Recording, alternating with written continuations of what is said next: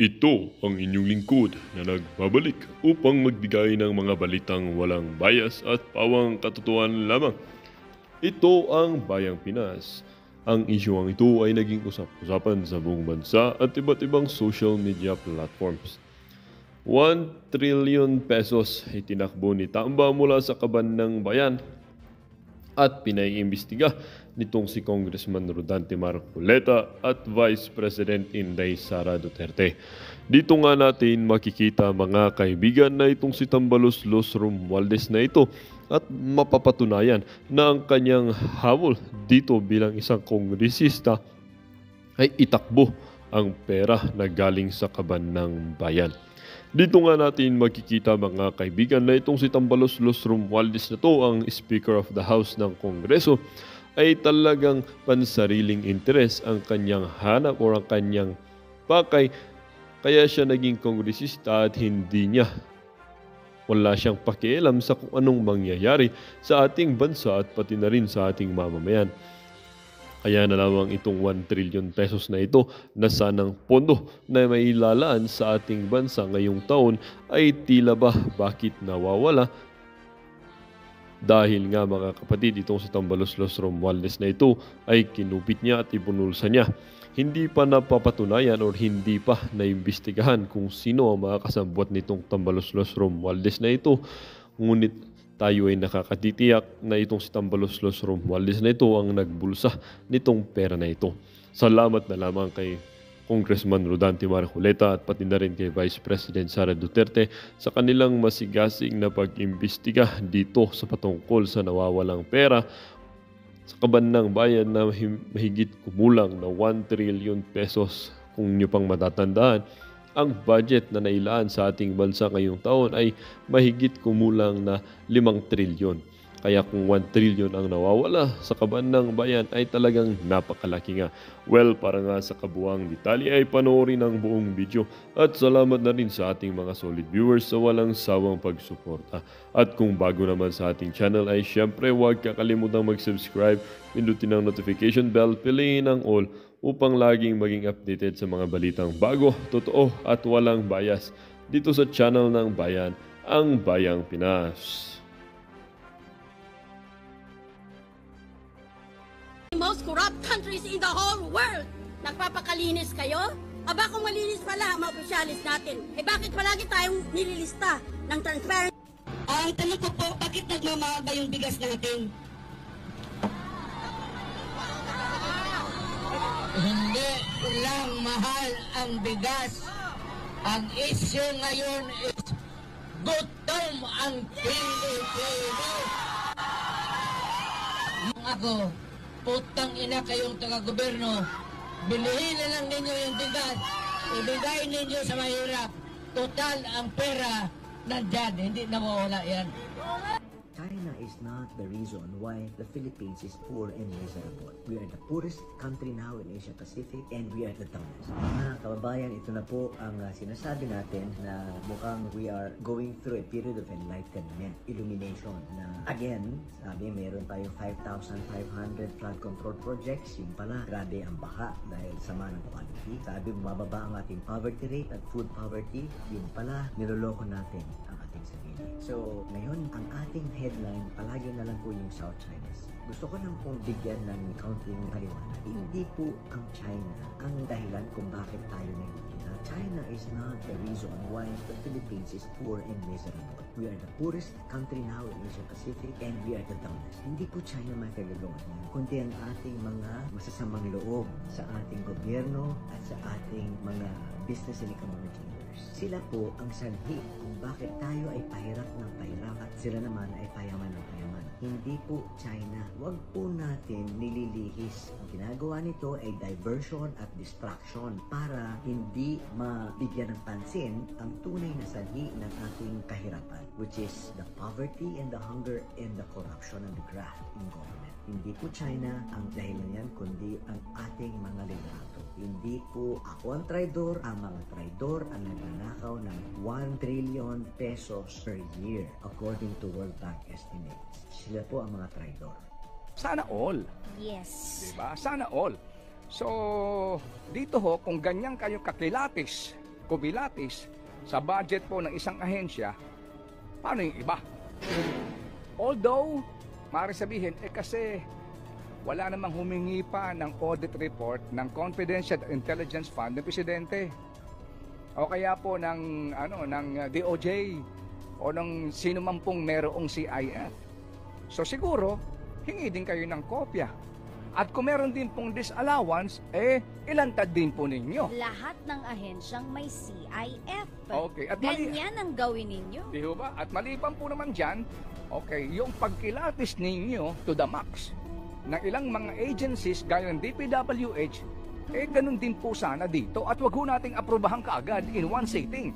Kasi kahapon Defer nyo din. Kasi kahapon, sabi ko, malamang dito para, di ba, para pababalikin pa dito, Vice Presidente. Tama. After 5 long hours, hindi ho ba talagang, I move to defer, di ba? Kumbaga, pabalikin pa natin ito, hindi pa tayo tapos dito. Okay? Sige, hanggang dyan lang muna ako, baby girl. Kasi,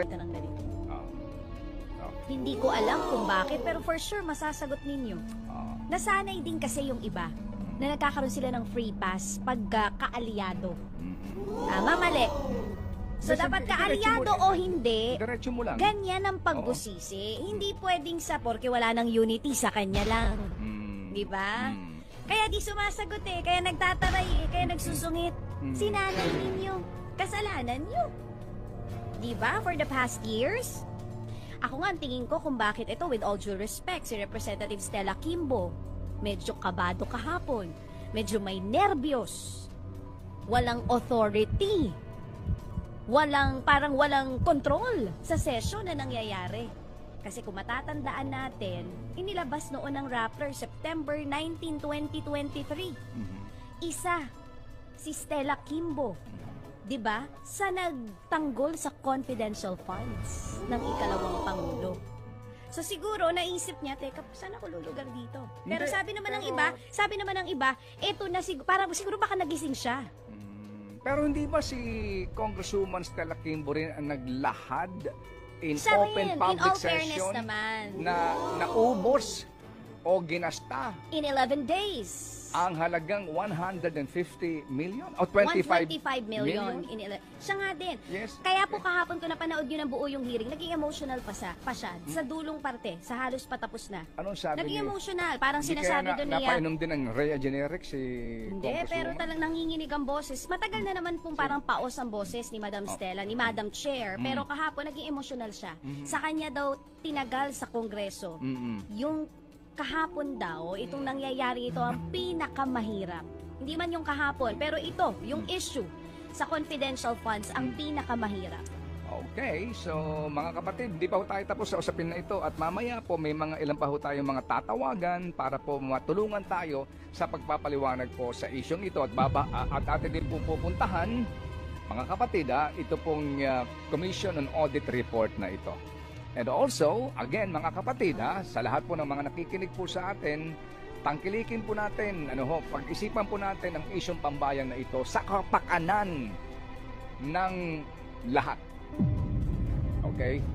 Sabi ko nga, nung una pa, please, maaari ho bang bayan naman?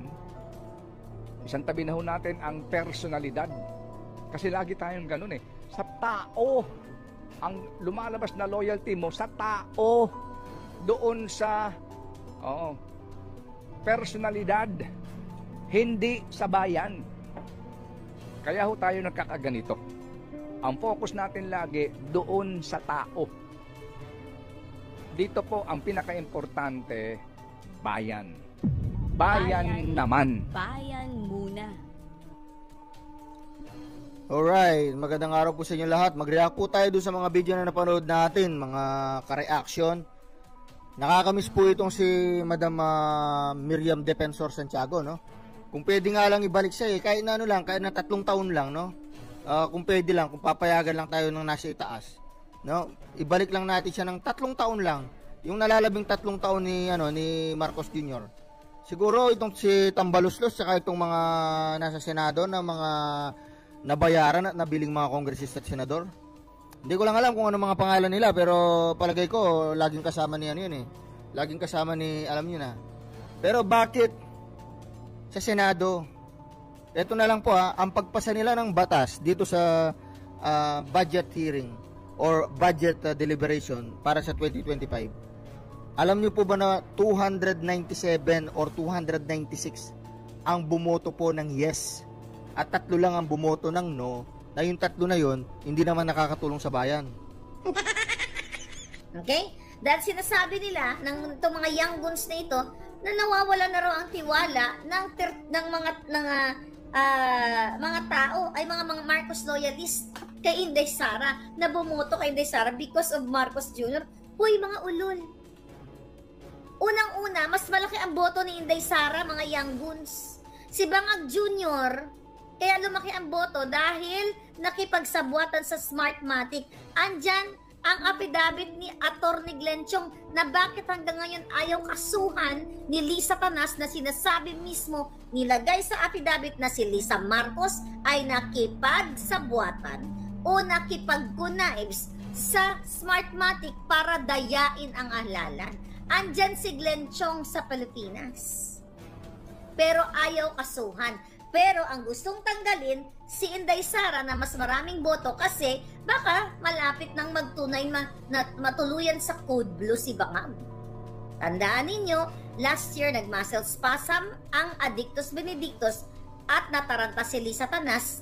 Kaya ngayon gusto nilang tanggalin si Inday Sara para pag bumulagta si Bangag ay papalit si Tambaluslos. Ganon yun, mga kababayan. Bakit na ito ay Teka lang. Natumba na yung aking Pakayos nga yung phone ko. Baka mapunta na sa kawalan. Ngayon, sabi ni Agila ng Mindanao, sa totoo lang Palangga, masakit sa dibdib ang ginagawa ng mga Marcos sa mga Pilipino. Totoo ka dyan, pero huwag kayong sumuko. Kasi pag sumuko kayo, talo na kayo. Dahil ang ginagawa ngayon ng mga Bangag, kinakausap yung mga kritiko nila, di ba? Si Atty. Glenn Chong sinabi niya mismo, sinusubukan nilang i-win back gamit ang pera ng bayan. Hindi pumayag si Atty. Glenn Chong. Kasi ang target ni Tambaluslos ni Lisa Tanas, yung mga Bangag na ito, durugi nila ang mga Duterte. Paulit-ulit kong sinabi niyan sa inyo noong 2023 pa. Ito na ngayon ang nangyayari, mga Palangga.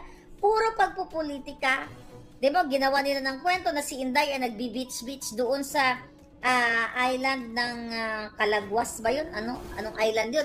But anyway, 6:30, sabi ni Inday doon sa kanyang press conference, yes, napunta siya doon sa lugar na yun, pero hindi para maligo or something. Nandoon siya para i-reach out ang taong bayan. Right? Dilawan Cabal Damaso use MSM on their powerful weapon. Ano daw? Powerful weapon to topple down the Duterte and conquer the world, sabi ni Jennifer Kadungag. Exactly, mga Palangga. Sabi ni Dolores Gagarin, huwag kayong mag-alala ma'am, baka mauna pa si Tambaluslos. Huwag tayo padala si Tambaluslos, ang crocodile father ng Congress. Siya protektahan nila ni Kimbo Abante Beres. Nakita niyo yung sila, yan, nabanggit mo pangalan. Nakita niyo si Abante nagdila-dila na parang akala mo, kadiri, di ba? Pastor pa yan. Tapos nagpapakita sila, speaking of that, mga pangalan na yan, mga Palangga, lahat halos sila dyan. Lahat ng high-end cars. Mga kababayan, kung ang inyong kongresista ay sumusweldo lamang ng 300,000 kada buwan, malaki na nga yung nilagay natin. Kung sumusweldo lamang ng 300,000 kada buwan, hindi po yan kayang bumili ng mga designer watches na nagkakahalaga ng 3 million, 5 million, 20 million. Hindi yan kayang bumili ng mga high-end cars katulad nito ni Abante. Hindi kaya nilang bumili ng mga malalaking resort ng mansyon. Kung hindi ninanakaw sa bahay, hindi ba kayo naaawa sa sarili ninyo? Wala ba kayong awa sa inyong kinabukasan? Di ba? Marcos Bacacon, sabi ni Noli D. Luistro is New Dilima. O, nakita ko pa yung si Luistro. Nag-PDA sa kanyang asawang, my God, para silang mga baboy Ramon na naggali ka na ganon. I don't know kung kailan yun. Wala ba itong mga kahiyan itong mga ito naglalaplapan sa harap ng taong bayan? Nakita niyo yon? Yung Luistro na yon? Naglalaplapan siya ng kanyang yung asawa niya na pareho silang galing sa ano yun? Ano yun yung lubugan ng baboy? Ano yun? Hindi ko maisip yung word. Okay? Sa basakan. Alright. Yung dating mahirap na si Kimbo, first time naging congressman, biglang yaman sa 2 years lang. Sabi ni Kenneth TV. Exactly. Si Kimbo ang pinaka masalaulang halimbawa at maganda pinaka-brutal o salaula o jijimon yung halimbawa na mula sa tricycle nagchichinas, mula sa kanyang bag na kabaduyan, na makikita mo ang larawan ng pagiging payak niya nung nakaraan at biglang nagkaroon ng artista bag.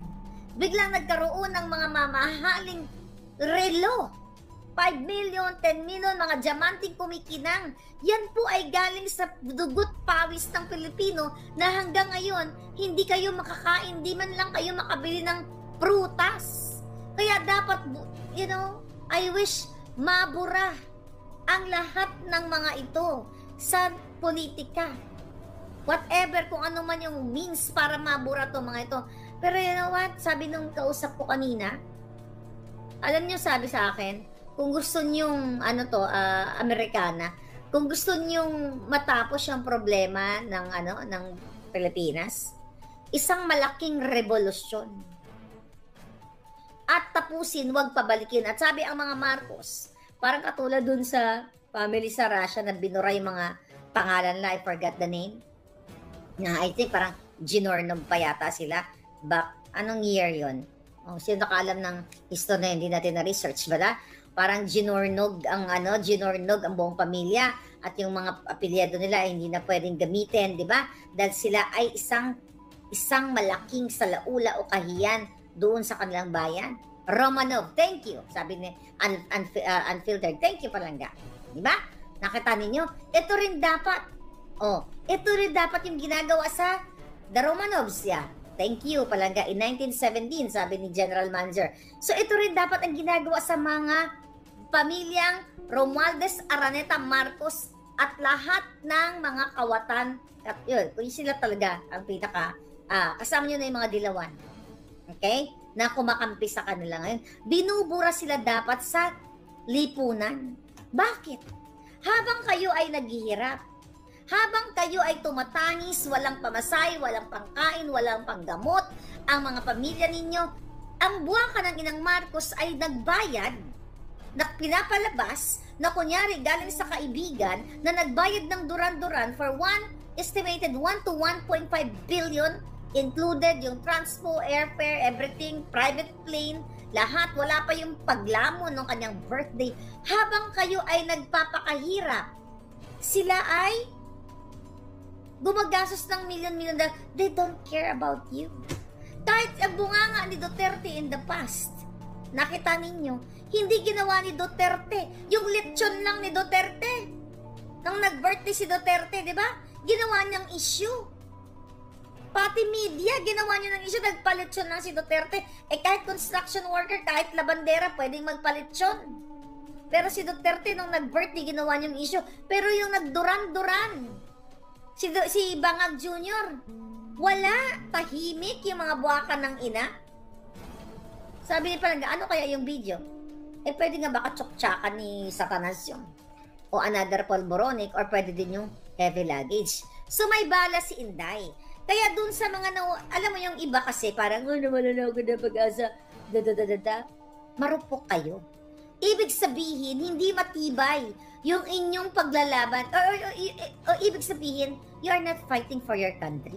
You are fighting for your self-interest. Katulad ng ginagawa ng mga kongresista at ng mga senador. O ngayon, nag-release si Bangag ng kanyang Senate slate.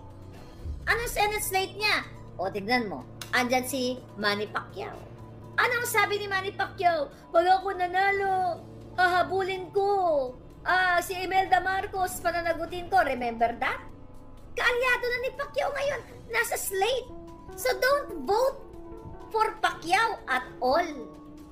Dahil unang-una, na wala namang alam si Pacquiao, di ba? At wala siyang paninindigan. Dahil sinabi niya ang mga Marcos ay magnanakaw. Well, di ba sinabi ko sa inyo, yung property nila, that was last year, ang aking isa sa mga expose, na ayon sa ating puting ahas, yung property ni Pacquiao, dyan malapit sa Malacanang, ay nirerentahan ng mga bangag, malapit sa Malacanang, para pag sila ay nagbabangag, rumbuhan nila. Kasama si Amy Marcos. O, dyan, yung kapatid niya. Wala rin kwenta yan. Kaya nga sabi ko, si Inday Sara, huwag ka nang magpa-budol kay Amy. Well, sinabi naman ni Inday Sara na never again, no more Marcos. Nakita niyo mga hinayupak na ito? True. Pang-boxing lang si Pacquiao. Hindi pwede sa pa. Magaling siya sa boxing. Pero Pacquiao, kasama ka ni Marcos, nasan ang kredibilidad mo? Paniniwalaan mo pa ba ang isang Pacquiao na minsang sinabi niya na ipakukulong niya ang mga Marcos? Si Imelda, ako nga, nagalit nga ako sa kanya nung time na yun, nung nasa budol, nasa budol fence pa ako eh. Tapos ngayon, nakipag-alyado sa mga Marcos. So titignan ninyo, ito yung mga taong walang kredibilidad na hindi naninindigan, katulad ni De Lima, katulad ni Trillanes, katulad ni Ontiveros, na anti-Marcos sila, na sa sinapupunan pa lang sila ng nanay nila, anti-Marcos na sila. Pero nung nabigyan ng pwesto ang kanilang mga sarili o ang kanilang mga kamag-anak, ay tumahimik na. So ano po ang ibig sabihin niyan, mga palangga? They are not for you. Don't vote for them. Para sila sa kanilang pansariling interes. Sabi ni Palangga, what about Abby Binay? Basta lahat ng mga kaalyado ni Bangag Jr., huwag niyong iboto. Ibig sabihin, okay lang sa kanila na pinamumunuan tayo ng isang Adictos Benedictos, authenticated bangag na si Marcos Jr. When I say authenticated bangag, authenticated here in the States, na si Marcos Jr. ay authenticated Adictos Benedictos.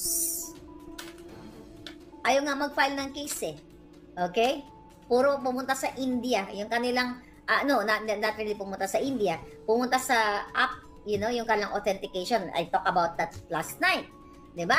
Bakit ayaw ni Marcos Jr. na magkaso kay Maharlika dito sa deepfake at ng nigibo ni DND ng NBI lahat about dito sa video na ito?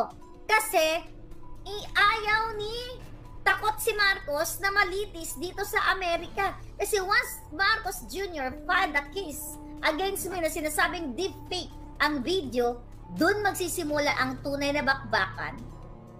Baka doon ma-force siya mag-drug test. At makikita, not only that, doon, dahil sabi ko nga sa inyo, ang analyst ay willing mag-testify sa bangag na ito. Ngayon, ang ginagawa nila kay Sara ay nakaka-alarma sa part nila, sa atin hindi. Alam mo, the more na tinitiran na si Sara, the more na nahuhubaran silang lahat. Na bakit sila nagmamadali? Bakit gusto nilang impeach si Sara? Di ba may 4 years pa sila kung naniniwala sila na matatapos nila yung kanilang dali lang Palangga. Ano nangyari dito sa isang sa isang computer ko? Nakaharang yung dali lang. Okay. Ngayon, mga kababayan. Okay? Baka sila nagmamadali kasi baka matsugi boom boom na si Bangag. Sa Inodoro lahat, ang line-up ni Bangag, tingnan natin kung sino yung mga nakalagay pa sa line-up niya. Abalang-abala sila. Diba? Abalang-abala sila dito sa eleksyon. Imagine mo, katatapos lang 2 years ago. Magti 3 years na ang eleksyon, mga palangga. At binudol tayo ni Bangag. Eleksyon na naman ngayon. So sila ay abala sa pamumulitika. Abala kung sino na naman ang upo sa eleksyon kasi ang target nila hindi to help you. Ang target nila ay budget. Ang pera, ang taxpayers' money, kung paano nila kakamkamin, kung paano nila uubusin ang pera at kung paano kayo manglilimahid sa kahirapan at tuluyan ng inyong pamilya, ang inyong mga anak ay magiging addictus benedictus. Yan ang inyong pakatandaan, mga palangga. Another thing, okay? Sino pa yung mga inano nila? Sino yan? Sulat nyo nga dyan, yung nakalagay sa slate nila. Okay. Tignan natin, Marcos Slate. Okay. Marcos Slate. Ang hayop na ito. Abalang-abala sila, mga palangga. Ito sabi to, breaking news. O sino to? Yung Magic 12 nila, si Abalos nang humingiwitin. Ayan, yung Abalos, di ba sabi ni Benjo Fernandez, 3K bawat isang botante sa Marikina ang ibinigay ni Kimbo para iboto siya sa pagka-mayor ng Marikina. O namigay daw ng 3,000, sabi ni Palangga. Okay, si Benjo na nag-comment, according sa kanyang source ay nagbayad ng 3,000 kada botante. So, ganun na lang paulit-ulit. At yung mga binayad nila sa inyo na galing din sa kabanang bayan, ay babawiin nila. So, wala nang pag-asa ang Pilipinas hanggat hinahayaan ninyo na bangag ang namumuno. Sino pa yung mga nila dito? Okay. Si Abalos, yang si Binay, o yang si Pia Cayetano. Ano ang sinabi ng kapatid ni Pia Cayetano na si Alan Cayetano? Di ba mga anti-Marcos sila? Sabi ni Alan Cayetano noong 2016, Vice Presidential, habang sila ay nagdi-debate at nagsasalita si Marcos, ano sabi ni Alan Cayetano? Baka pati minuto ko, ninanakaw mo. Tapos ngayon, under sila sa isang slate. Ibig sabihin, ulitin natin, mga kababayan, walang paninindigan ang mga Cayetano, sila ay para sa... Kung ako, na sinabi ko, yung si Bangag Jr. na yan, over my gorgeous body, hindi na ako muli sa kahit sinong Marcos ang magsusuporta o magpapabudol. Kasi once na ginawa mo yon, na alam mo sa sarili mo na mambubudol, magnanakaw, kawatan, addictos, kidnapper, smuggler, tapos all of a sudden, babaliktad ka. Wala kang credibility. Kaya lahat ng mga tumira sa kay Bangag na naniniwala na si Bangag ay addictus benedictus, na sila ay diktador, manggugurgur nung panahon ng tatay niya, at biglang bumaliktad na sila ay kaalyado ni Bangag, huwag ninyong paniwalaan yung mga taong yan kasi walang kredibilidad yan. Ang ibig sabihin yan ay para lang sila sa pera, connection, o para sa power. They are not for you. Kasi ako, minsan na akong binudol ng mga buwaka ng ina. At hindi muli ako magpapabudol o magpapauto sa kahit anong halaga. Dahil they offered me, nung hindi ko tinanggap, death threat ang ibinato sa akin ni Lisa Tanas ng mga bangag ng kampo nila. Hindi lang yon, Armenian, okay, at mga fabricated cases at mga pangaharas. Kasi hindi nila ako nakuha sa bribe galing sa kabanang bayan, tirahin na lang natin, magpadala na lang tayo ng manggugurgur sa Amerika. Yan po ang ginagawa ng gobyernong ito. Pag hindi ka nakuha sa bribe galing sa kabanang bayan, tatamnan ka o kakasuhan ka ng tambak-tambak na kaso gamit ang pera or igugurgur ka. Hayop ang sabi ni Palangga, sabi ni Ignes, hayop yung Abalos na yan. Okay?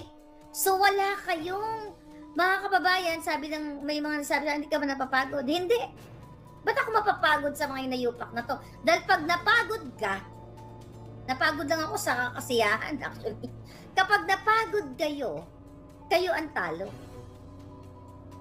Inuubos na ni Bangag Jr. at ni Lisa Tanas ang pera ninyo ni Tambalusos. Lahat sila sa Kongreso at sa Senado habang kayo ay hirap na hirap.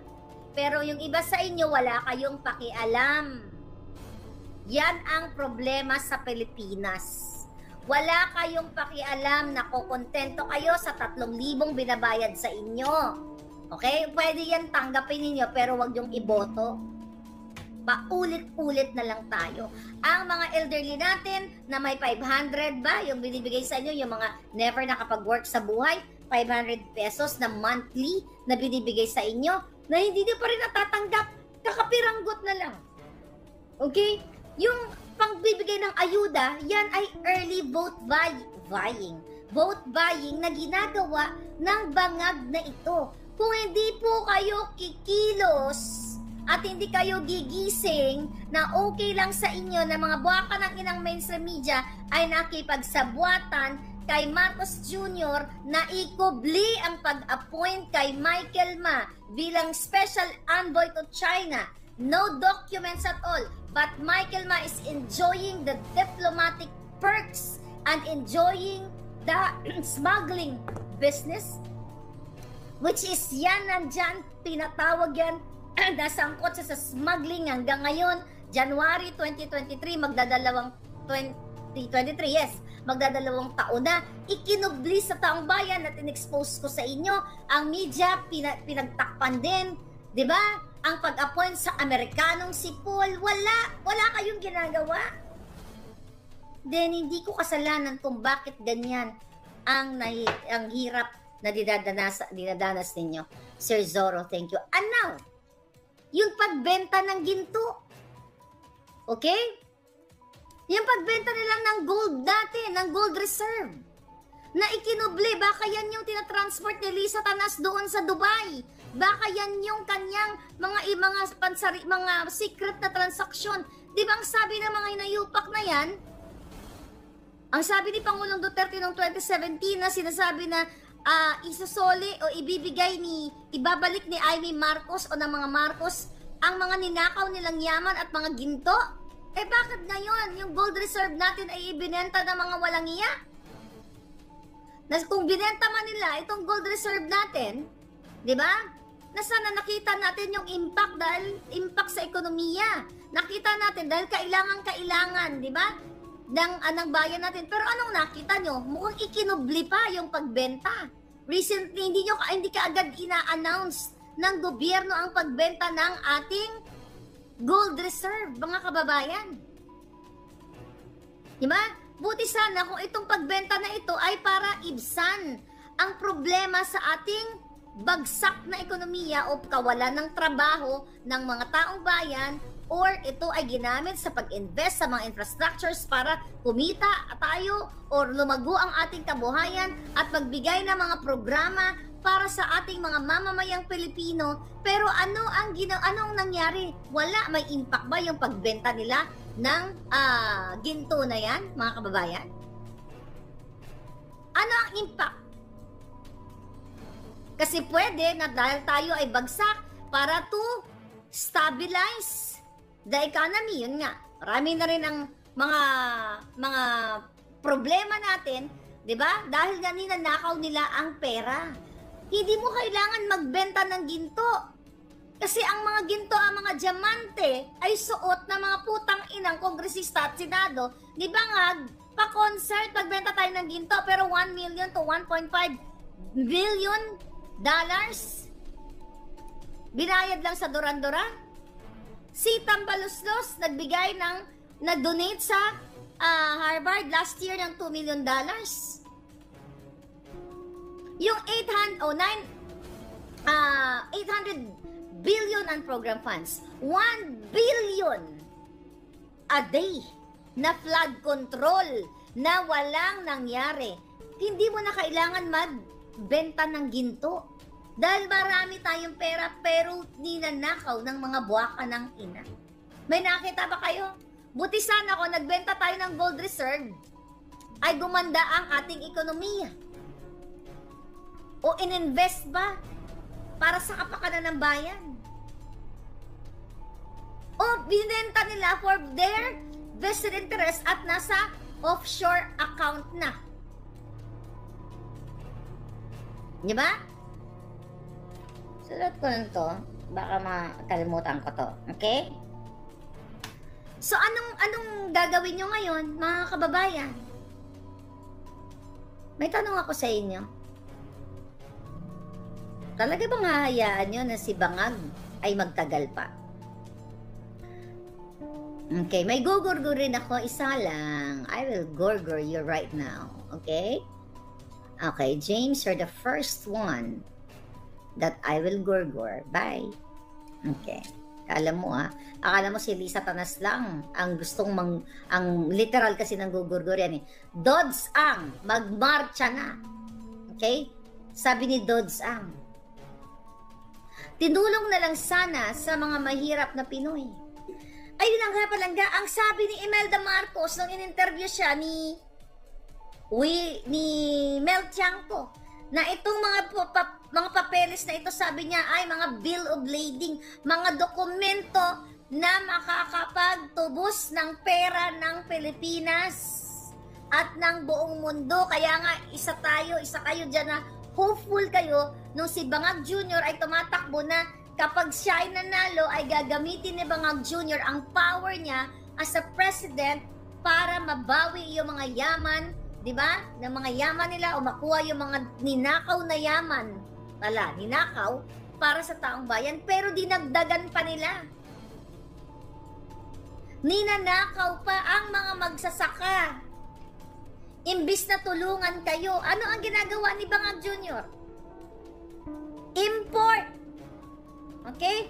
Nag-i-import ng mga produktong dapat sana kayo ang nagtatanim. Kasi sa importation, malaki ang perang pinakikinabangan ni Bangag at nila dyan sa Bureau of Customs na kasabwat ni Lisa Tanas. Mga inappoint niya ay may mga record na ng pagnanakaw. Kaluoy man ka mo. Ang problema daw, tahimik ang AFP. Singilin niyo sila. Para ako, hopeful ako na may mangyayari sa laban natin. Ang Sofitel Hotel Pinas, area nila, kasi kakamkamin, ano yun palangga? Ano nangyari? Yung Sofitel Hotel sa Pinas, hindi ko maintindihan pala, area kasi kakamkamin ng lugar. Yun na nga, imagine mo kung ikaw ay mayroong propriedad. Kapag pinagtripan ng mga Bangag, pwede nilang kunin. Sabi ni Roel Otero, Marlica, tahimik ang AFP, baka busog ang mga opisyal. Possible. As much as we want, sabi ni Alex din, na alisin ang mga Bangag, hinog na hitik na hitik, pipitasin lang, but in God's perfect time. Asa kami. For now, let's make big noise, sabi ni Alex D. Totoo. Lahat yan. Naniniwala ako na kakampi nyo ang langit, kakampi ng Diyos, ang Pilipino. Lahat ng kababuyan, kahayupan, nakita nyo harap-harapan. Andyan si Cathy Binag. Hindi lang makasukasuhan, na sinabi si Lisa Tanas ay pusher, nag-aalok ng pulburon o ng pangbangag. Si Marcos Jr. nakita na ng mga military na may white residue dito. Buong mga negosyante, mga kaibigan nila, lahat din sa mga alta alam na si Ferdinand Marcos Bongbong aka Bangag Damagag ay addictus benedictus. Ito nga ayaw magkasamputang ina. Ang yabang-yabang makipag-ugnayan daw sa Amerika. Pero ayaw magkaso dito sa deepfake. Dahil inaantay ko yun. Kasi dun ko sa babakbakan sa korte at bibit-bitin ko ang forensic expert. At definitely, hindi lang isang forensic expert. Doon magkakaalaman na si Marcos Jr. ay isang addict. Diba? Sabi ni Four Aces, during Duterte's time, war on drugs. Pero sa panahon ni Duterte, war on drugs. Exactly. Noon nilalabanan, ngayon ay mga Bangag.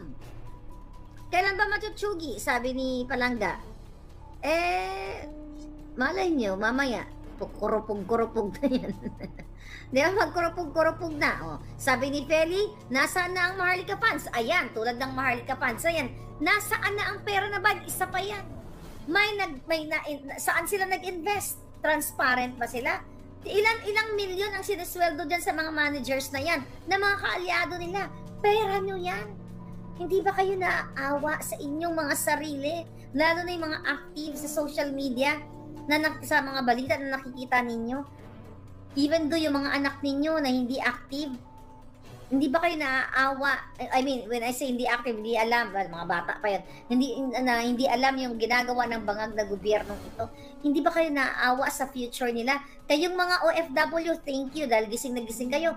Forever kayong magtsatsaga, mag-abroad, magpakaalila sa halagang 20,000 pesos. Magkano ba sweldo ngayon ng domestic helper?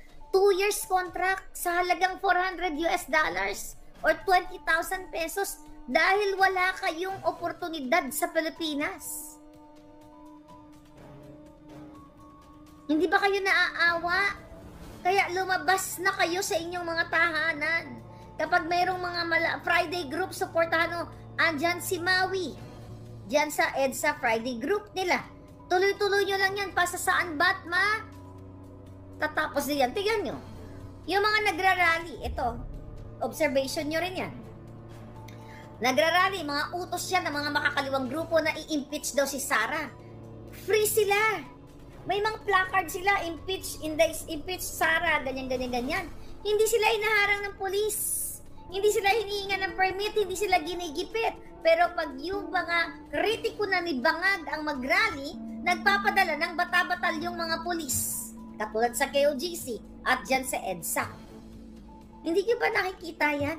Nasa mundo na kayo ng diktadurya. Mas madilim pa nung panahon ni Senior. Why? Kasi this time, nasa digital age na kayo. Nasa social media age na tayo. Pero wala pa rin kayong ginagawa. Pinapayagan ninyo na pinamumunuan kayo ni Ferdinand Marcos Jr. na Addictus Benedictus, lulong, bangag, lango, sugapa sa ipinagbabawal na white powdery substance. Sabi ni Cheche Kim, sa totoo lang lahat ng politiko, sila lahat ang salot sa Pilipinas. Maghintay na lang kami na gurguran sila. Sabi ni Palanga. Sabi ni Marco Red, 20,000 Palanga for 2 years contract. Imagine nyo. 20,000 pesos. 1 month. Kapag nasa bansa ka katulad ng Amerika. Kung tutuusin, pwede tayo maging superpower sa Asia. Diba? Sabi nga ni Gudin mo, kung hindi pinatanggal ang tatay ko, dapat Singapore-like na tayo. Yang 400 pesos na yan, ay 400 US, 20,000 pesos na yan, kaya yan kitain sa isang araw. Kahit sa Singapore yata, kaya mong kitain yan 20,000 pesos ang araw, right? Dito yung $400, yung 20,000, kaya mong kitain sa isang araw. Imagine mo, mawawala ka sa iyong mga anak, sa iyong pamilya, sa halagang $400 o 20,000 a month. Kaya kayo ganyan, nagkapit sa patalim, sa Hong Kong daw malaki, o 32,000. O how much is that? $600? Okay, 50, 6 times 5, 30. Oh, yeah. Okay? Still, you can make $600. Depende kung masipag ka. Diba? Oh, well, dito sa, dito sa Amerika, yung mga cleaning, nag-usap kami nila Bell, yung mga nakasama ko. Ang mga cleaning, yung maglilinis ka ng bahay, like 5 hours. Last time, ang alam ko, years ago, sabi sa Canada, mga $100 na 5 hours. Pero sa Amerika, depende siguro, no? Pero usually, mga isang 5 oras, 150. Sa panahon ngayon, 150. Maglilinis ka lang ng bahay. Tsaka hindi yung linis na na parang lahat kukususin mo, yung malinis na bahay. Diba? Like 150 for 5 hours, something like that. Sa Pilipinas, kaya nating maging first world country. Kung hindi mga taksil ang mga putang inang gobyerno na senador at mga lahat, magsimula sa President Bangag pababa, ay suot-suot na nila yung pera ng bayan Hermes na bag, ang mga hinayupak. Pag-upo, katulad nga ni Kimbo, di ba? Magsimula sa nagta-tricycle lang. Tapos ngayon ay naka-Hermes na lahat. Hindi kayo naluoy na sa buhay ninyo, no? Sabi ni Pards, people power na talaga. Grabe, mga taksil sila. Worst, grabe Ang hirap-hirap, araw-araw halos binabanggit ko. Ang mga may sakit ng ganda, matay na lang. Dahil imbis na yung pera para sa inyong mga pamilya, ninanakaw, binabayad sa duran-duran, binabayad sa mga kabit, binabayad sa pag-o-orgy, pinangbibili ng mga bahay sa Paris, lahat na ninanakaw ng mga inayupak na to, kumilos na kayo, pati kayong mga kapulisan. Hindi ba kayo naaawa sa sarili ninyo? Magkano sweldo nyo? 30,000? Magkano sweldo ng polis? Yung bagong saltang polis? PO1. Magkano sweldo nyo? Can you comment? O magkano ang sweldo ngayon? PO2, PO3? Or yung mid? Magkano sweldo nyo? Di kayo naawa? Alam mo, sa totoo lang, kawawa talaga Pilipinas, ano? Kaluoy talaga. Malaki ang sweldo ng mga polis kasi nga dinoble ni Pangulong Duterte. Sabi ni 30K lang ang sahod nila, 30,000. Ang liit ng 30,000.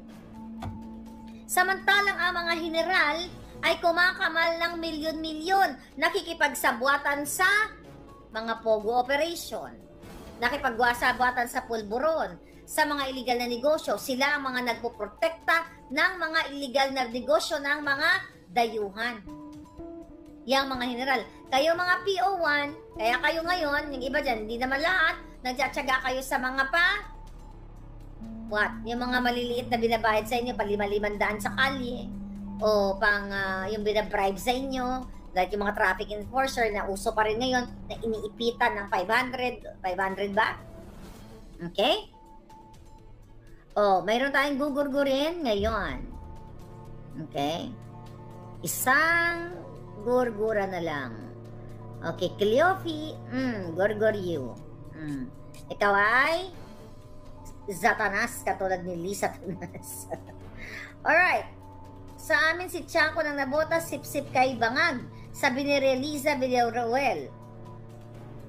Marika, marami sa napong pulis ang galit. Wala na daw silang magawa. Yung kakilala kong pulis, nagmumura po sa galit. Sabi ni Yan. Eh mga sir, hanggang ganyan na lang kayo. Galit pala kayo eh. Then get out. Kasi pag naglabas kayong lahat, matatalo niyo ang mga bangag. At sabi ko nga sa inyo, hindi kayo matatanggal sa trabaho, ma-reinstate kayo. Okay? Grabe ang mura ng mga sweldo ng AFP. Solid Marlican ako. Thank you palangga. Kampong Chicken, ang Taliano Gold, naging Tinalo Gold, Bangko Sentral. Ayun na nga, mga kababayan. Nagurgur, may ginurgur ka. Pakigurgur nga si Zoro para sa birthday ko regalo mo. Ang trabaho ng Congress, si VP Sara, pilit na pabagsakin samantala ang problema sa drug, crime, inflation at corruption overload na sa mismong bakuran, travel bans. Ayun na nga. Araw-araw ang topic na ng Congress si Sara, Pogo. Oh, pero yung issue nga ng pangawat nila, ulitin natin, flood control, wala. Tapos ang pulboronic issue ni Bangag Jr., wala. Tayo lang, ngayon binabalik nila, di ba? Kasi the purpose niyan para i-drag si Harry Roque, pagbintangan si Harry Roque at gagamitin sa disbarment ni dating attorney Harry Roque. Kasi gusto nilang pilayan lahat ng kritiko. Kung hindi nila makuha sa bribery, yung mga kritiko ay kakasuhan nila. Mga palangga. Patrolman, 28 to 32K, sabi niya, maliit yun. BBM Martin, you're fired, sabi ni Ryan. 90 billion, PhilHealth. Ayun, isa pa yun. Kaluoy talaga kayo pangalanga. Daming issue din naman iniimbestigahan. Katulad ng flood control projects, PhilHealth funds, ngayong 15 tons sa gold bar, binenta, sabi ni Lice sa Motivational Channel. Ayun na nga, hindi nila, yan, isa yan. Yung gold bar na yan. Dapat yung gold reserve na yan dapat ang iniimbestigan. Pero bakit si Sara? At yung issue na sinasabi na total of what? 450,000 na ginagamit nila na nilagay sa sobre eklabush na ibinigay ni Inday Sara. Definitely ginagawa nilang mga baka ng inang yan para nga bigyan ng maghanap ng grounds para i-impeach si Sara kasi baka nga malapit nang maghingalo si Bangag. I-manifest nyo ng bonggang-bongga. Powerful yan. Right? Cathy Binag, you're there? ano nga. Palangga, sister.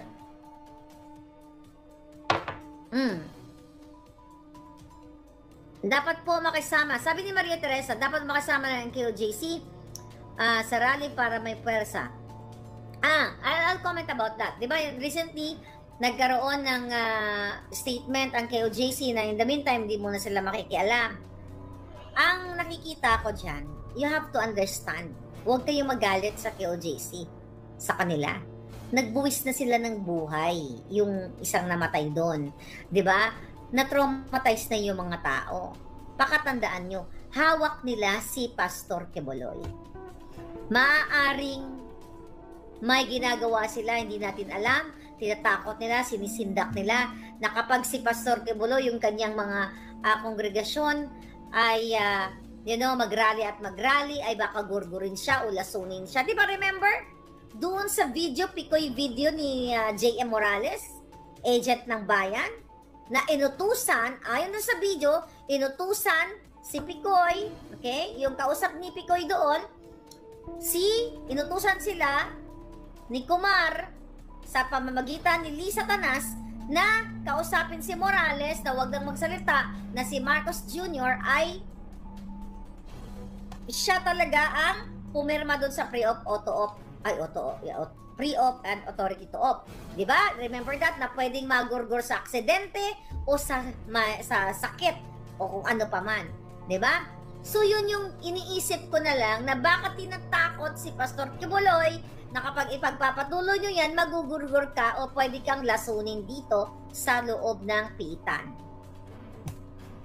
Diba? Kaya nakakaawa din, hindi natin alam, or pwede rin na mayroong ibang plano.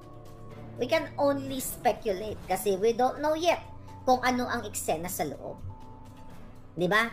Hawak nila sa lib. Tingnan mo, wala nga silang iya for 16 days na ang batalyon nila Torre. Diba, ang mga pulsan, wala silang kahiyan. Kakampi nila ang media. Binaboy ang mga KOJC. Bakit kayo magagalit? Huwag kayong magalit sa kanila at hindi nyo pwedeng diktahan. The same thing, as much as I want na ako 2022 pa lang, nung nakita ko, nung nalaman ko yung kademonyuhan ni Lisa Tanas, na nakipagsabwatan siya sa Smartmatic, during that time, that moment, gusto ko na silang mawala. Pwede ba yon? Sabi nga, lahat ng bagay ay may katapusan. Hindi natin alam bukas makalawa. Hindi natin pwedeng isiksik sa, dapat ang KOJC, magganito kayo. Pwede tayong manawagan. O dapat si Sara mag-lead. Huwag kayong ganun. Kasi magiging bangag at diktador kayo. Bakit kayo bakit kayo umaasa kay Sara? O bakit kayo umaasa lang kay KOJC? Sila lang ba ang pwedeng lumaban para sa bayan?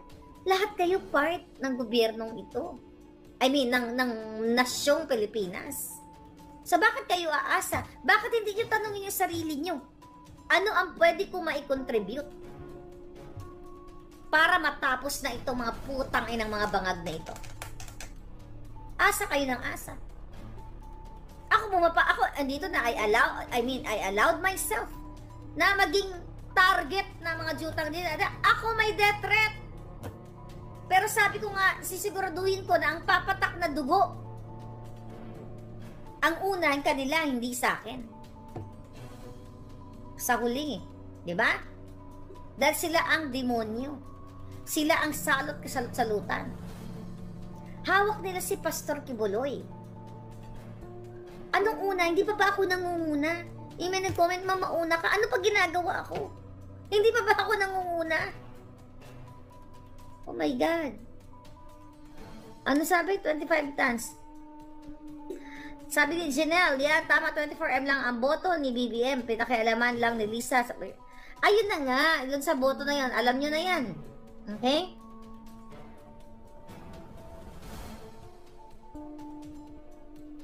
Kung totoo kang may pagmamahal sa bayan, hindi ka magpapadala sa sistemang bangag.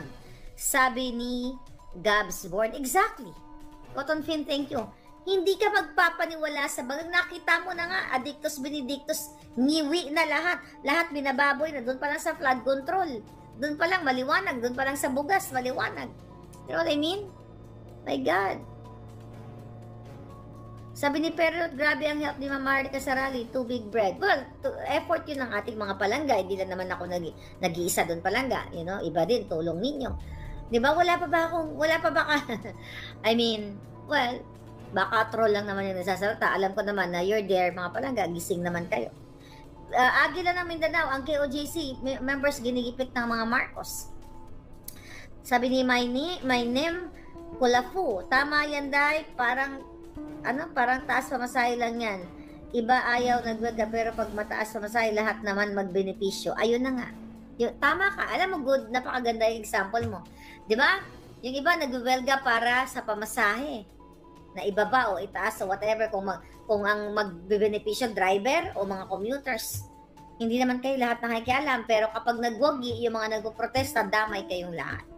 So ito yung mga tao, no? Yung mga hindi nakikialam sa usaping panglipunan. Kayo yung mga walang pakialam sa walang pagmamahal sa bayan. Kasi kung may mahal nyo yung bayan, you're willing to die for your country. Kasi only one life to live in this world. Ngayon kung duwag ka, mamamatay kang duwag, katulad ni Bangag. Duwag yung putang inang yan eh. Alam mo yun? Bakit? Ang alam lang nila, manggipit, mang traidor. Jillian, thank you.